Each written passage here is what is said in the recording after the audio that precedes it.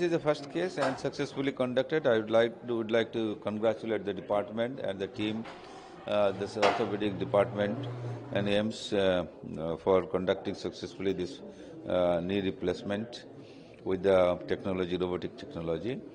And this is a very useful because robot is going to tell the surgeon, to guide the surgeon in a better way, very accurate way, so that the operation should be very almost successful, 100% successful. So this is a very important tool, and surgeons are very getting help. We are going to use this robotic technology in the other department, various operations and all. So this is first time that we have used this knee replacement, because the burden of the knee replacement, arthritis of the knee joints are very huge, and almost 150 people are going knee replacement in our institute monthly.